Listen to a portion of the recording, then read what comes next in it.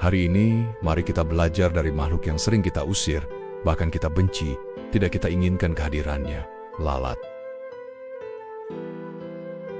Allah menciptakannya kecil, sederhana, dan sering tak dianggap. Namun ia tetap hidup, bergerak dan menjalankan perannya di bumi, tanpa protes, tanpa keluhan.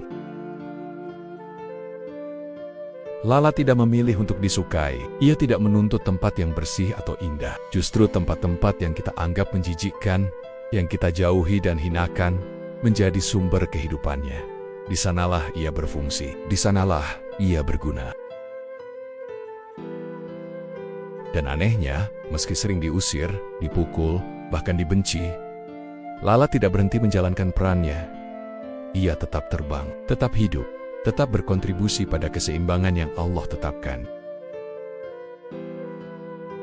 Hikmah untuk hati kita.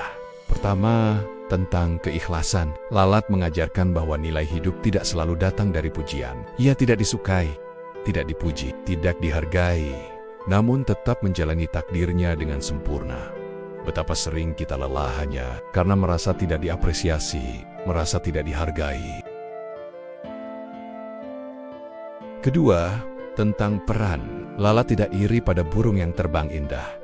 Tidak ingin menjadi kupu-kupu yang dipuji. Ia cukup dengan perannya sendiri. Barangkali hidup kita pun terasa berat karena kita ingin peran orang lain, bukan peran yang Allah titipkan. Ketiga, tentang tempat yang Allah pilihkan. Kadang kita mengeluh karena hidup terasa kotor, berat, atau tidak ideal. Padahal bisa jadi, justru disitulah nilai kita sedang dibutuhkan. Seperti lalat yang hidup di tempat yang kita anggap hina, tapi disitulah ia menjalankan tugasnya.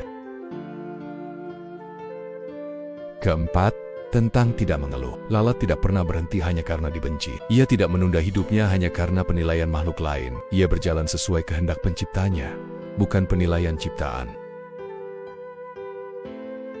Hari ini, jika kamu merasa tidak dihargai, berada di tempat yang tidak kamu sukai, menjalani peran yang terlihat kecil, ingatlah lalat.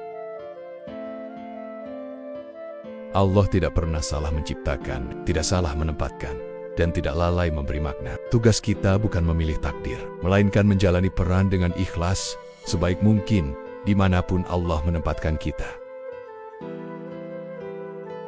Semoga hati kita tenang hari ini, karena bahkan makhluk kecil pun hidupnya penuh arti di sisi Allah.